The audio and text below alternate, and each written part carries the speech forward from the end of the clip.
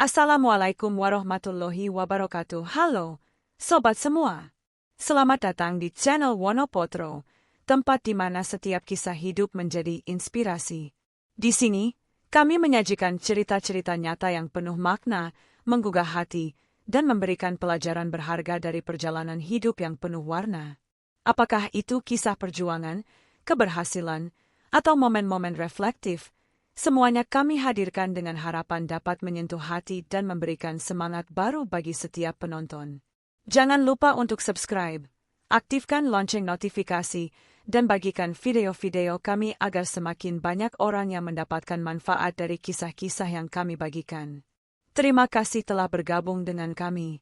Selamat menikmati cerita-cerita inspiratif di Wonopotro. Di loteng rumah kayu jati berusia ratusan tahun, sebuah peti tua menyimpan rahasia terakhir Raden Joyo Prayogo. Dua bersaudara, Roni dan Devani, tak sengaja memulai petualangan penuh teka-teki untuk mengungkap harta karun yang disembunyikan kakek mereka. Tapi, apa yang mereka temukan bukan emas, melainkan warisan yang jauh lebih berharga, dan sebuah pesan yang mengubah hidup mereka selamanya.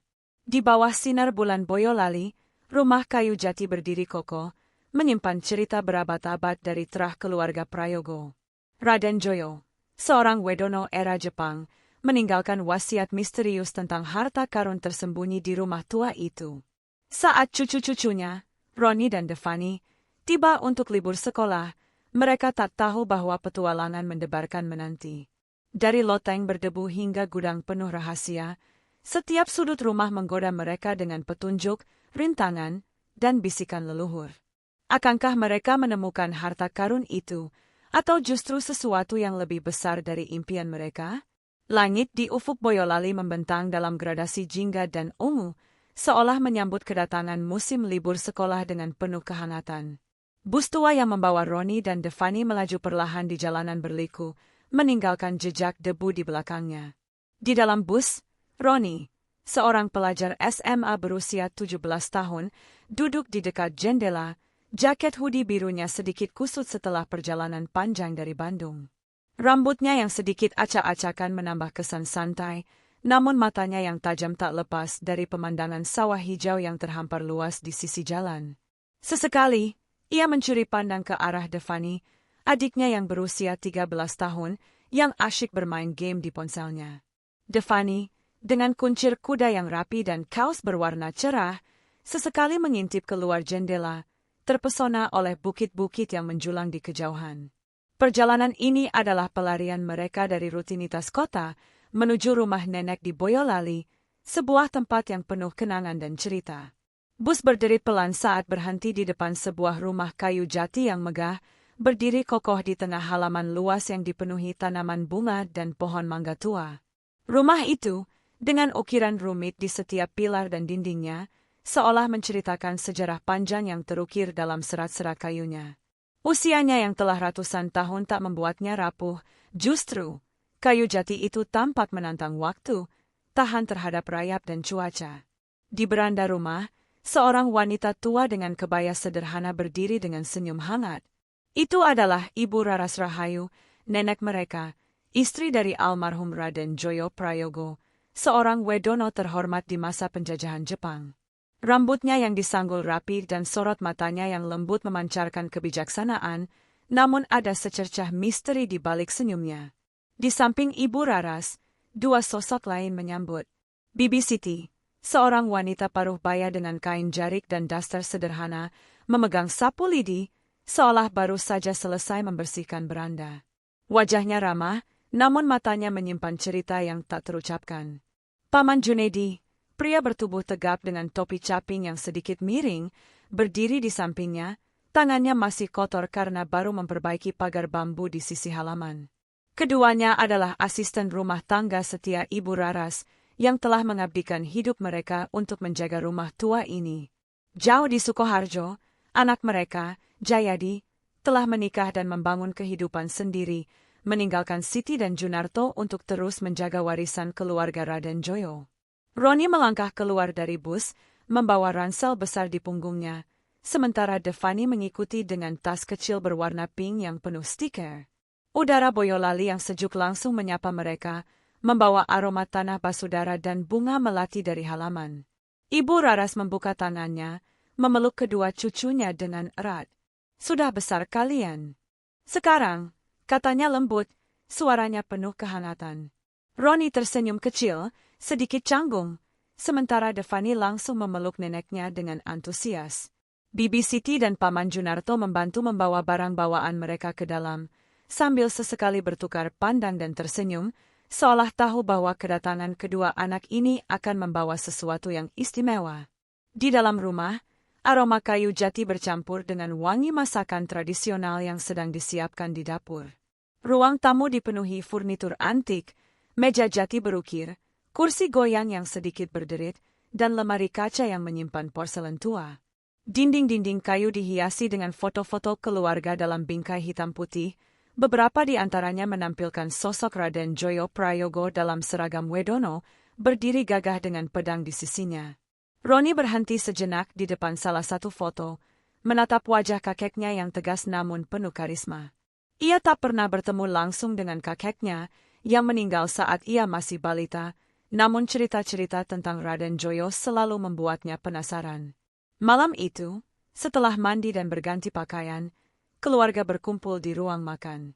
Meja kayu panjang dipenuhi hidangan sederhana namun menggugah selera, sayur lodeh, tempe goreng, dan ayam bakar yang masih mengepul. Ibu Raras duduk di ujung meja, sementara Bibi Siti sibuk mondar-mandir membawa piring tambahan. Paman Junarto, yang telah membersihkan diri, bergabung dengan wajah penuh senyum, menceritakan panen terbaru dari kebun kecil di belakang rumah. Roni dan Devani, yang lapar setelah perjalanan panjang, menikmati makanan dengan lahap, sesekali saling berbisik tentang betapa besar rumah ini dibandingkan apartemen mereka di Bandung. Saat suasana makan malam semakin hangat, Pak Totok, ayah Roni dan Devani, tiba dari kota. Ia adalah putra tunggal Ibu Raras dan Raden Joyo, seorang pria sederhana yang kini bekerja sebagai pegawai kantoran di Bandung. Bersama istrinya, Ibu Prasetyaningrum, ia duduk di sisi meja, wajahnya penuh kebanggaan melihat anak-anaknya menikmati waktu di rumah ibunya. Setelah makan malam selesai, Pak Totok meminta semua orang berkumpul di ruang keluarga. Cahaya lampu minyak di sudut ruangan menciptakan suasana hangat, dan suara jangkrik dari luar menambah kesan magis malam itu. Dengan nada serius namun penuh harap, Pak Totok mulai bercerita. Ia mengenang pesan terakhir ayahnya, Raden Joyo, sebelum meninggal dunia. Ayah pernah bilang, di rumah ini ada harta karun, katanya, matanya menatap Roni dan Devani bergantian. Bukan sembarang harta, tapi sesuatu yang sangat berharga bagi keluarga kita. Ia meninggalkan surat wasiat, dan sekarang, karena kalian sudah cukup besar, saatnya kalian mencari tahu apa itu. Kata-kata itu seperti percikan api di hati Roni dan Devani. Roni, yang selalu suka petualangan, merasakan jantungannya berdegup kencang. Devani, meski awalnya ragu, tak bisa menyembunyikan binar di matanya. Harta karun? Di rumah tua ini? Pikiran mereka langsung melayang ke peti-peti emas, permata, atau mungkin peninggalan kerajaan kuno. Ibu Raras, yang mendengarkan dengan tenang, hanya tersenyum kecil. Ia menggeleng pelan saat Devani bertanya apakah nenek tahu di mana harta itu. Kakekmu orang yang penuh rahasia, katanya, suaranya lembut namun penuh makna. Kalau ia menyembunyikan sesuatu, ia pasti ingin kalian menemukannya sendiri. Bibi Siti, yang sedang menyeduh teh, menimpali dengan nada bercanda, hati-hati, rumah ini punya banyak cerita. Kadang, dindingnya seperti berbisik. Paman Junarto tertawa kecil, tapi tatapannya ke arah loteng rumah membuat Roni memperhatikan. Ada sesuatu di loteng, pikirnya. Malam semakin larut, dan Roni serta Devani akhirnya menuju kamar mereka di lantai atas. Kamar itu sederhana, dengan ranjang kayu dan kasur kapuk yang sedikit berderit. Jendela besar menghadap ke halaman belakang, di mana pohon-pohon kelapa bergoyang pelan diterpa angin malam. Di bawah selimut, keduanya berbisik tentang harta karun. Keren, ya, kalau beneran ada emas di sini, kata Devani, matanya berbinar. Roni mengangguk, tapi pikirannya melayang ke foto kakeknya, ke ukiran di dinding rumah, dan ke loteng yang tadi disebut Paman Junarto. Ia merasa rumah ini menyimpan lebih dari sekadar harta, ada cerita yang menunggu untuk diungkap. Saat lampu kamar dipadamkan, suara kayu rumah yang berderit pelan seolah mengiringi mimpi mereka. Di luar, bulan purnama menerangi atap rumah tua itu, seolah menjaga rahasia yang telah tersimpan selama puluhan tahun. Petualangan Ronnie dan Devani baru saja dimulai, dan rumah kayu jati ini, dengan segala misterinya, siap menguji keberanian dan kecerdasan mereka. Cahaya pagi menyelinap melalui celah-celah jendela kayu di kamar Ronnie dan Devani, membangunkan mereka dengan lembut. Aroma kopi tubruk dan gorengan dari dapur bibi Sanah menggoda hidung, mengingatkan bahwa mereka kini berada di rumah nenek di Salatiga, bukan apartemen sempit di Bandung. Ronnie bangun lebih dulu, meregangkan tubuh sambil melirik foto kecil Raden Joyo Prayogo di dinding kamar. Pesan ayahnya semalam tentang harta karun masih bergema di kepalanya. Ia menoleh ke Devani, yang masih meringkuk di bawah selimut, ponselnya tergeletak di samping bantal. "Bangun, Dev. Kita mulai cari harta karunnya," bisik Ronnie. Nadanya penuh semangat. Deva menggerutu, tapi matanya langsung berbinar saat mendengar kata, harta karun. Petualangan mereka resmi dimulai. Setelah sarapan dengan pisang goreng dan teh manis, keduanya melangkah ke ruang tamu, tempat Ibu Raras duduk di kursi goyang, menyeruput teh dari cangkir porselen tua. Rumah kayu jati itu terasa hidup di pagi hari, dengan sinar matahari yang menerobos jenteran kayu, menciptakan pola bayangan di lantai tanah. Ronnie memberanikan diri bertanya, "Nek, beneran nenek nggak tahu soal harta karun kakek?" Ibu Raras menoleh, senyumnya lembut namun penuh rahasia, seperti yang selalu dikenang Ronnie dari kunjungan sebelumnya. "Kakekmu orang penuh teka-teki. Nah, kalau dia sembunyiin sesuatu, pasti ada petunjuknya. Cari saja dengan hati," jawabnya, lalu kembali menatap ke halaman, seolah menyerahkan misteri itu sepenuhnya pada cucu-cucunya. Devani, yang tak sabar, menarik tangan Ronnie menuju dapur, tempat Bibi Siti sedang mengulek sambal. Aroma cabai dan terasi memenuhi udara, dan suara ulekan ritmis bercampur dengan derit kayu rumah. "Bei, Bibi tahu apa tentang harta karun itu?" tanya Deva, matanya penuh harap. Bibi Siti tertawa kecil, tangannya tak berhenti mengulek. "Rumah ini tua, Nak. Banyak rahasia di sudut-sudutnya. Coba lihat di tempat yang orang jarang sentuh," katanya, lalu melirik ke arah tangga menuju loteng. Ronnie menangkap pandangan itu, jantungannya berdegup. "Loteng." Kata itu kembali muncul, setelah semalam Paman Junarto juga menyebutnya dengan tatapan misterius. Dengan semangat membara, Ronnie dan Devani menaiki tangga kayu menuju loteng. Tangga itu berdiri di setiap langkah, seolah memperingatkan mereka tentang usia rumah yang telah ratusan tahun. Loteng terasa pengap, penuh debu yang berterbangan saat sinar matahari menyelinap melalui celah-celah atap. Tumpukan peti kayu, kain usang, dan peralatan rumah tangga kuno berserakan di sana, menciptakan suasana seperti gudang waktu yang terlupakan. Ronnie membuka salah satu peti, tapi hanya menemukan pakaian lama yang berbau kapur barus. Devani, yang sedikit takut dengan suasana gelap, tetap berusaha berani memeriksa sudut lain dengan senter ponselnya. "Ini kayak di film petualangan, Kak," katanya, suaranya campur antara excited dan nervous. Tiba-tiba, Ronnie memperhatikan dinding kayu di sudut loteng. Di antara serat-serat jati yang gelap, ada ukiran kecil yang nyaris tak terlihat, sebuah lingkaran dengan garis melintang di tengahnya, seperti simbol matahari atau roda. Ia mendekat, menyentuh ukiran itu dengan jarinya, merasakan tekstur kayu yang halus namun penuh sejarah. "Dev, sini.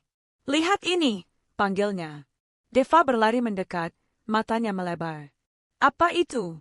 "Petunjuk," tanyanya. Ronnie mengangguk, meski tak yakin. Ia mengambil ponselnya, memotret ukiran itu, lalu mencatatnya di buku saku kecil yang selalu dibawanya. "Mungkin ini kode atau tanda dari kakek," gumamnya. Namun, setelah hampir 1 jam mengobrak-abrik loteng, mereka tak menemukan apa-apa lagi. Peti-peti lain hanya berisi barang tak berharga, piring retak, lampu minyak berkarat, dan buku-buku berbahasa Belanda yang lapuk. Devani mulai kesal, duduk di lantai dengan wajah cemberut. Mungkin gak ada harta karun. Kat, cuma cerita iseng kakek, keluhnya. Roni menggeleng, matanya masih menelusuri loteng. Kakek gak akan ngomong gitu kalau gak penting. Kita cuma belum nemu petunjuk yang benar, katanya, nadanya penuh tekad. Ia teringat kata-kata Bibi Siti tentang tempat yang jarang disentuh. Loteng ini sering dikunjungi, meski jarang, tapi mungkin ada sudut lain di rumah yang lebih tersembunyi. Sore itu, mereka turun dari loteng dengan tangan kosong tapi pikiran penuh pertanyaan. Di halaman belakang, Paman Junarto sedang menyiram tanaman, topi capingnya melindungi wajahnya dari matahari senja. Roni mendekat, berusaha santai. Pam, loteng itu sering dipakai, ya, tanyanya. Paman Junedi menoleh, tersenyum tipis. Jarang. Nak. Tapi dulu, Bapak Joyo suka ke sana, nulis-nulis entah apa. Coba perhatikan baik-baik, siapa tahu ada sesuatu, jawabnya, lalu kembali menyiram, seolah tak ingin bicara lebih banyak. Roni dan Devani saling pandang. Paman Junarto tahu sesuatu, tapi seperti Ibu Raras dan Bibi Siti, ia memilih membiarkan mereka mencari sendiri. Malam tiba, dan keluarga kembali berkumpul di ruang makan. Hidangan sederhana, sayur kolplai, ikan asin, dan sambal terasi, mengisi meja kayu panjang. Ibu Raras memperhatikan cucu-cucunya dengan senyum penuh arti, seolah tahu mereka telah memulai petualangan. Pak Totok, yang baru pulang dari urusan di kota, bertanya tentang hari mereka. Udah nemu apa? Anak-anak, tanyanya, nadanya bercanda tapi penuh harap. Roni menceritakan tentang ukiran di loteng, menunjukkan foto di ponselnya. Pak Totok mengangguk, tapi tak berkomentar banyak, hanya bilang, kalian pintar. Terus cari, pasti ketemu. Setelah makan malam, Roni dan Devani duduk di beranda, menikmati angin malam yang sejuk. Bintang-bintang berkelap-kelip di langit Boyolali, dan suara jangkrik mengiringi obrolan mereka. Devani mengeluarkan ponselnya, memperbesar foto ukiran itu.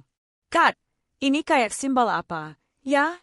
Kayak di film-film petualangan, katanya, semangatnya kembali. Roni mengangguk, pikirannya melayang ke cerita-cerita kakeknya sebagai Wedono, tentang rumah ini yang dibangun leluhur mereka berabad lalu. Besok kita cari lagi, Dev. Mungkin di gudang atau di bawah rumah. Kakek pasti sembunyiin petunjuk di tempat yang gak biasa, katanya. Saat mereka kembali ke kamar, rumah tua itu seolah berbisik. Derit kayu di lantai, hembusan angin yang menyelinap melalui celah-celah, dan bayangan pohon di dinding menciptakan suasana misterius. Roni menatap foto kakeknya di dinding kamar, merasa seolah Raden Joyo sedang mengawasi mereka, menantang mereka untuk mengungkap rahasianya. Devani, yang sudah diranjang, memeluk bantal, matanya berbinar. Keren, ya, Kak. Kalau kita beneran nemu harta karun, gumamnya. Roni tersenyum, mematikan lampu. Kita pasti nemu, Dev. Besok kita lanjutin. Di luar, bulan menerangi atap rumah kayu jati, seolah menjaga petunjuk yang masih tersembunyi. Ukiran lingkaran di loteng hanyalah awal, dan petualangan Roni dan Devani baru memasuki babak yang lebih menegangkan. Mentari pagi ketiga di Boyolali menyapa Roni dan Devani dengan sinar lembut yang menyelinap melalui jendela kamar mereka. Suara kokok ayam dari halaman belakang dan aroma nasi goreng dari dapur Bibi Sanah membangunkan mereka dari mimpi tentang harta karun. Roni melompat dari ranjang, matanya masih penuh semangat setelah penemuan ukiran lingkaran di loteng kemarin. Ia mengguncang pundak Devani, yang masih meringkuk di bawah selimut. Ayo, Dev. Hari ini kita cari petunjuk baru, katanya, nadanya tak sabar. Deva menggerutu, tapi begitu mengingat petualangan mereka, ia bangun dengan wajah cerah. Foto ukiran di ponsel Roni menjadi pengingat bahwa rahasia kakek mereka, Raden Joyo Prayogo, semakin dekat untuk terungkap. Setelah sarapan cepat dengan nasi goreng dan telur ceplok, Roni dan Devani memutuskan untuk menjelajahi gudang belakang, tempat yang disebut Paman Junedi sebagai sarang barang tua. Gudang itu terletak di sisi rumah kayu jati, tersembunyi di balik rumpun pohon pisang dan semak-semak. Pintu gudang, terbuat dari kayu yang sudah lapuk, berderit keras saat Ronnie mendorongnya. Di dalam, udara pengap bercampur bau tanah dan kayu basah. Cahaya matahari hanya masuk melalui celah-celah kecil di dinding, menerangi tumpukan peralatan kebun, pot tanah liat pecah, dan peti-peti kayu yang berdebu. Devani menyalakan senter ponselnya, sinarnya menyapu sudut-sudut gelap. Ini lebih serem dari loteng. Kak! Gumamnya, tapi langkahnya tetap maju, didorong rasa penasaran. Ronnie mulai memeriksa tumpukan barang, menggeser ember berkarat dan karung goni yang robek. Di sudut gudang, ia menemukan sebuah peti kecil yang berbeda dari yang lain, ukirannya mirip dengan simbol lingkaran di loteng, tapi lebih kecil dan pudar. Jantungannya berdegup kencang. Dev, sini, panggilnya. Devani berlari mendekat, matanya melebar saat melihat peti itu. Mereka berusaha membukanya, tapi peti itu terkunci rapat, dan tak ada lubang kunci yang terlihat. Mungkin kita perlu alat, kata Ronnie, berlari ke halaman untuk meminjam obeng dari Paman Junarto yang sedang memotong kayu bakar. Paman Junarto mengangguk, menyerahkan obeng tua dengan senyum misterius, seolah tahu apa yang sedang mereka kejar. Kembali ke gudang, Ronnie mencoba membuka peti dengan obeng, tapi kayu jati itu terlalu keras. Saat ia mendorong lebih kuat, tiba-tiba sebuah papan di lantai gudang bergeser, mengeluarkan suara berderit yang membuat Devani menjerit kecil. Di bawah papan, mereka menemukan sebuah buku catatan tua, sampulnya kulit coklat yang sudah retak-retak.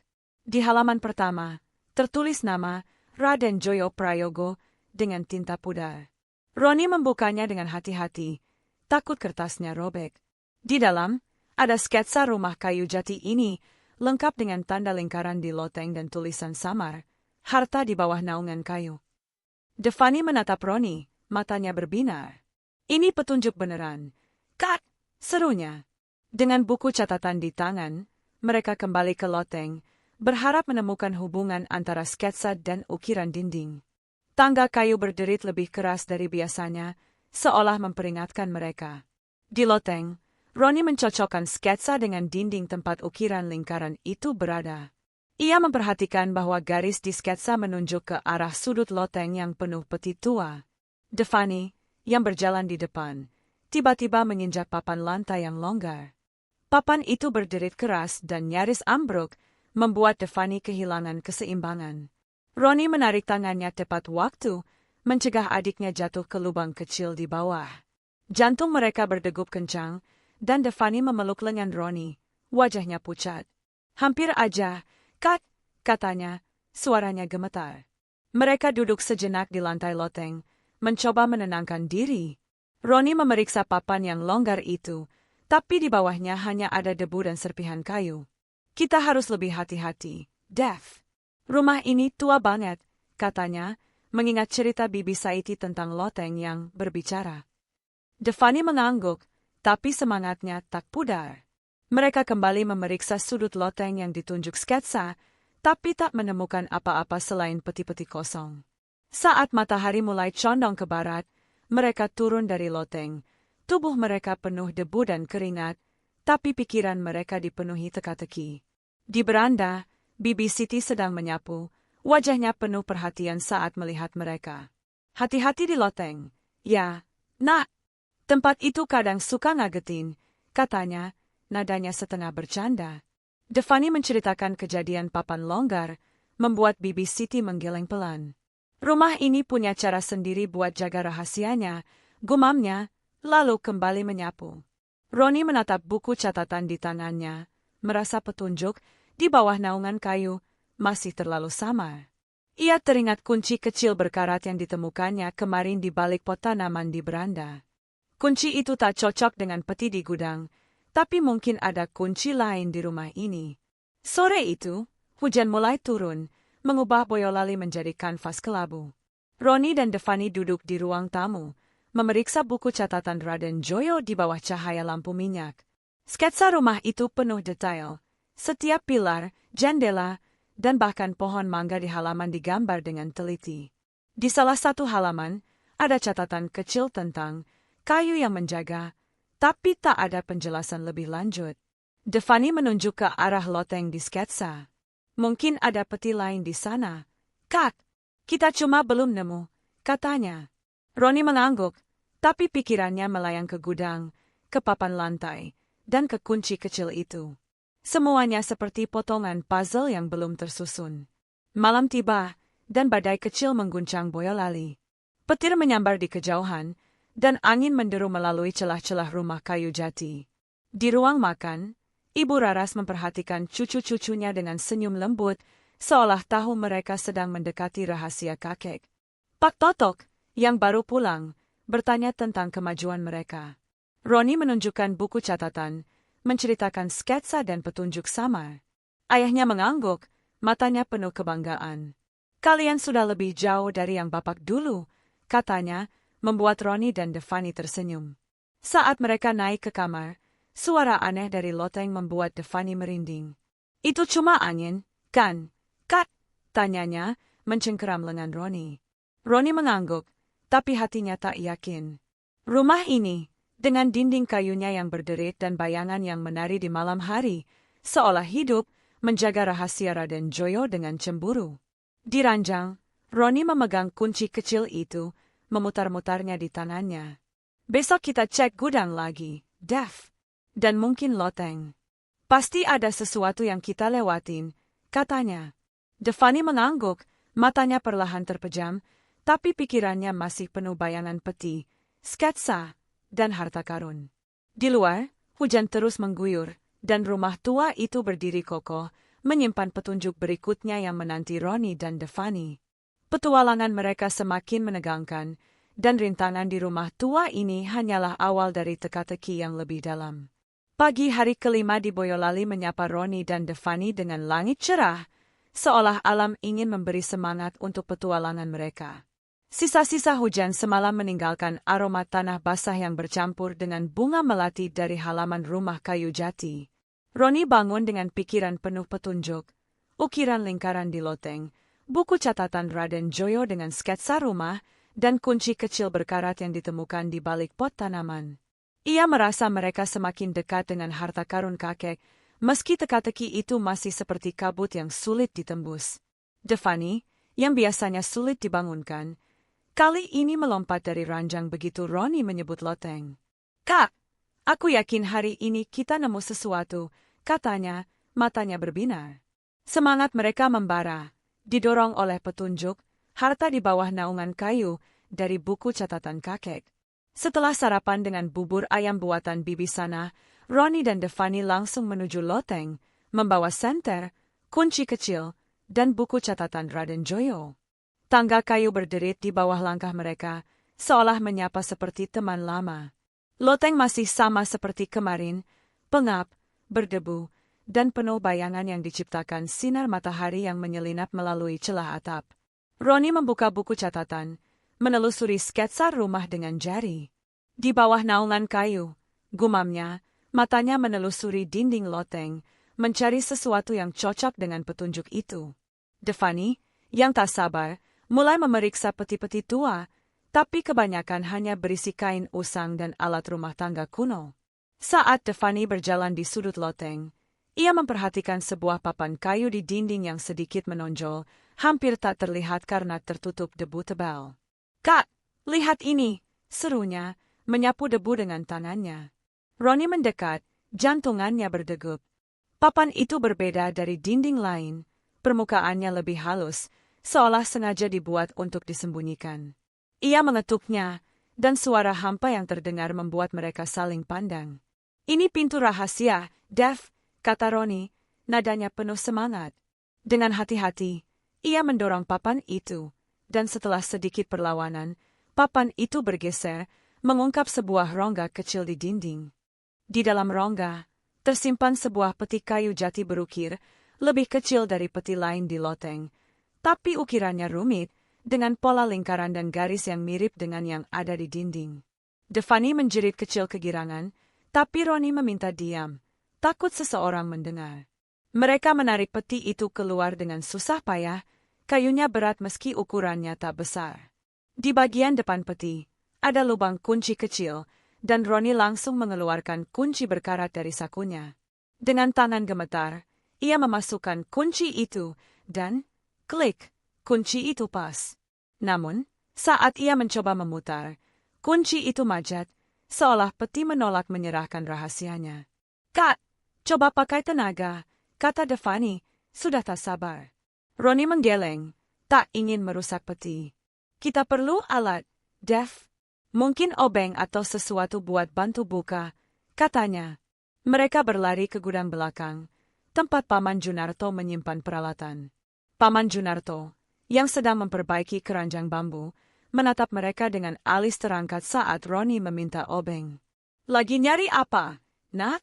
"Hati-hati, ya, jangan rusakin rumah," katanya, tapi senyumnya menunjukkan ia tak keberatan. Roni mengangguk, mengambil obeng tua yang sama seperti kemarin, lalu kembali ke loteng bersama Deva. Di loteng, Roni menggunakan obeng untuk mencungkil kunci peti dengan hati-hati, sementara Deva memegang senter, menerangi area itu. Setelah beberapa menit berjuang, kunci akhirnya terlepas, dan tutup peti bisa diangkat. Devani menahan napas, mengharapkan tumpukan emas atau permata, tapi saat tutup terbuka, mereka hanya melihat gulungan kertas tua dan sebuah buku tebal bersampul kulit. Devani cemberut. "Cuma kertas? Ini harta karunnya," keluhnya. Roni menggeleng, mengambil gulungan itu dengan hati-hati. "Kakek nggak akan sembunyiin ini kalau nggak penting, Dev," katanya, merasa ada sesuatu yang lebih besar di balik ini. Tiba-tiba, derit tangga terdengar, membuat mereka tersentak. Ibu Raras muncul di pintu loteng. Kebaya sederhananya tampak elegan di bawah cahaya redup. Matanya berkaca-kaca saat melihat peti terbuka di tangan cucu-cucunya. "Kalian menemukannya," katanya lembut, suaranya penuh emosi. Roni dan Devani saling pandang, bingung tapi juga bangga. Ibu Raras melangkah mendekat, tangannya menyentuh peti itu seolah mengenang sesuatu. "Bawa ke bawah, Nak. Kita baca bersama malam ini," katanya, lalu turun tanpa berkata lebih banyak. Roni merasa jantungannya berdegup kencang. Nenek tahu tentang peti ini, tapi mengapa ia tak pernah bilang? Sore itu, Roni dan Devani duduk di beranda, memeriksa gulungan kertas dan buku itu dengan hati-hati. Gulungan itu ternyata surat wasiat, ditulis dengan tinta pudar dalam huruf Jawa kuno yang tak mereka pahami sepenuhnya. Buku tebal itu berisi catatan tulis tangan, beberapa halaman berisi sketsa rumah dan catatan tentang sejarah keluarga. Roni menemukan kalimat yang sama dari buku catatan sebelumnya, harta di bawah naungan kayu. Ia mulai yakin bahwa peti ini adalah harta karun yang dimaksud kakek, tapi isi kertas-kertas itu masih misterius.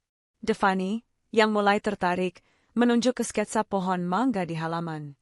"Mungkin ada petunjuk lain di pohon itu, Kak," katanya, tapi Roni menggeleng, merasa loteng adalah kunci utama. Malam tiba, dan keluarga berkumpul di ruang keluarga. Cahaya lampu minyak menciptakan suasana hangat, dan suara jangkrik dari luar menambah kesan magis. Ibu Raras duduk di kursi goyang, wajahnya penuh antisipasi.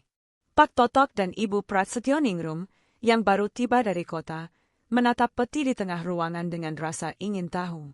Bibi Siti dan Paman Junarto berdiri di sudut, wajah mereka menunjukkan campuran kebanggaan dan nostalgia. Roni membuka buku tebal itu, membaca beberapa baris pertama yang ditulis Raden Joyo. "Ini tentang rumah kita," katanya, suaranya penuh kagum. Tapi sebelum ia melanjutkan, Ibu Raras mengangkat tangan. "Baca surat wasiatnya dulu, Nak," katanya, nadanya tegas tapi lembut. Roni mengangguk, tapi memutuskan untuk menunggu hingga semua tenang. Ia dan Devani saling pandang, merasa petualangan mereka telah mencapai puncak. Namun, di dalam hati, Roni bertanya-tanya, apakah kertas-kertas ini benar-benar harta karun yang dimaksud kakek? Atau ada sesuatu yang lebih besar yang masih tersembunyi? Rumah kayu jati itu, dengan dindingnya yang berderit dan bayangan yang menari, seolah menahan napas, menanti saat rahasianya terungkap sepenuhnya. Di kamar malam itu, Roni memegang kunci kecil, memutar-mutarnya di tangannya. Devani, yang sudah diranjang, berbisik, "Keren, ya, Kak, kita nemu peti beneran." Roni tersenyum, tapi pikirannya masih penuh teka-teki. "Besok kita baca semuanya, Dev. Pasti ada jawabannya," katanya. Saat lampu dipadamkan, suara angin malam menyapu rumah tua, dan peti di ruang keluarga seolah menjaga rahasia terakhir Raden Joyo, siap diungkap esok hari. Malam ke-6 di Boyolali terasa berbeda bagi Roni dan Devani. Rumah kayu jati yang telah menjadi labirin petualangan mereka kini dipenuhi aura penutup, seolah siap mengungkap rahasia terakhir Raden Joyo Prayogo. Cahaya lampu minyak di ruang keluarga memancarkan kehangatan, menciptakan bayangan lembut di dinding ukir yang telah menyaksikan berabad sejarah. Roni duduk di lantai. Peti kayu jati berukir dari loteng terbuka di depannya, berisi gulungan surat wasiat dan buku tebal bersampul kulit. Devani, di sampingnya, memegang senter ponsel, meski tak diperlukan, seolah ingin memastikan tak ada detail yang terlewat.